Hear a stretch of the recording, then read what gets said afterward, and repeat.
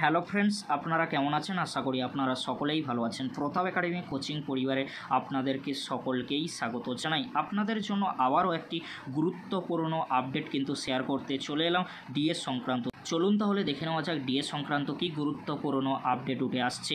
DA মামলা নিয়ে পশ্চিমবঙ্গ রাজ্য সরকারি কর্মীদের প্রতীক্ষার অবসান যেন শেষ হচ্ছে না। রাজ্য সরকারের দায়ের করা মডিফিকেশন অ্যাপ্লিকেশন এবং সুপ্রিম কোর্টের নতুন আবেদনকে কেন্দ্র করে পরিস্থিতি আরও জটিল হয়েছে। Confederation of state government employees এই পরিস্থিতিকে রাজ্য সরকারের একটি প্রতারণার ফাঁদ হিসেবে আখ্যা দিয়েছে এবং তারা এই ফাঁদে পা না দিয়ে নিজেদের আইনি কৌশলে অটুট থাকার সিদ্ধান্ত কিন্তু নিয়েছে। আজকের এই ভিডিওতে আমরা ডিএ মামলার সর্বশেষ পরিস্থিতি নিয়ে আলোচনা করছি। চলুন তাহলে গুরুত্বপূর্ণ আপডেটগুলি আমরা দেখে নিই। কনফেডারেশনের রণনীতি এবং রাজ্য সরকারের অবস্থান নিয়ে কি আপডেট উঠে আসছে। রাজ্য সরকারি কর্মচারী কনফেডারেশন স্পষ্ট জানিয়েছে যে তারা রাজ্য সরকারের দায়ের করা মডিফিকেশন অ্যাপ্লিকেশনটিকে সম্পূর্ণ উপেক্ষা করবে। তাদের মতে এই অ্যাপ্লিকেশনটি আসলে মামলা বিলম্বিত করার একটি কৌশল ছাড়া আর কিছুই নয়। মূল ফোকাস এখন 4 আগস্ট সুপ্রিম কোর্টে জাস্টিস করলের বেঞ্চে হতে চলা শুনানির দিকে।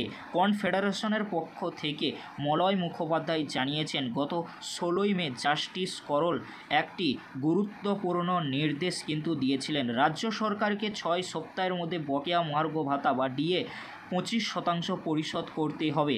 আগামী 4 আগস্ট মামলাটি টপ অফ দ্য বোর্ড অর্থাৎ সর্বোচ্চ অগ্রাধিকার ভিত্তিতে তালিকাভুক্ত করতে হবে। কনফেডারেশন আশা করছে এই শুনানিতে আদালত অবমাননার বিষয়টি জোরালোভাবে উত্থাপন করা হবে এবং রাজ্য সরকার কেন আদালতের নির্দেশ মানেনি সেই প্রশ্ন কিন্তু তোলা হবে। আরও কি গুরুত্বপূর্ণ আপডেট উঠে আসছে। রাজ্য সরকারের বিরুদ্ধে প্রতারণার অভিযোগ কিন্তু উঠে আসছে। চলুন এই বিষয় নিয়ে কি জানানো হয়েছে। কনফেডারেশনের অভিযোগ, রাজ্য সরকার সুপ্রিম কোর্টে একটি নতুন আবেদন করে কর্মীদের প্রতারিত করার চেষ্টা করছে। তাদের মতে এই নতুন আবেদনের মূল উদ্দেশ্য হল ডিএ মামলার শুনানি পিছিয়ে দেওয়া এবং কর্মীদের আরও দীর্ঘ সময় ধরে অপেক্ষায় রাখা। এই ধরনের আইনি মারপ্যাঁচের মাধ্যমে রাজ্য সরকার নিজেদের দায়িত্ব এড়িয়ে যাওয়ার চেষ্টা করছে বলে মনে করছেন আন্দোলনকারীরা। এই পরিস্থিতিকে কেবল আইনি লড়াই হিসেবে দেখা হচ্ছে না, বরং রাজ্য সরকারের সদিচ্ছা এবং আর্থিক পরিচালনা নিয়েও গম্ভীর প্রশ্ন উঠছে। একদিকে যখন কর্মীরা তাদের ন্যায্য অধিকার থেকে বঞ্চিত, অন্যদিকে তখন রাজ্য সরকারের বিভিন্ন অপ্রয়োজনীয় খাতে অর্থ ব্যয় নিয়েও সমালোচনা হচ্ছে। অন্য রাজ্যের সাথে কি তুলনা করা হচ্ছে। ভিডিওতে পশ্চিমবঙ্গ সরকারের আর্থিক সংকটের অজুহাতকে অন্যান্য রাজ্যের পরিস্থিতির সঙ্গে তুলনা করে তুলে ধরা হয়েছে।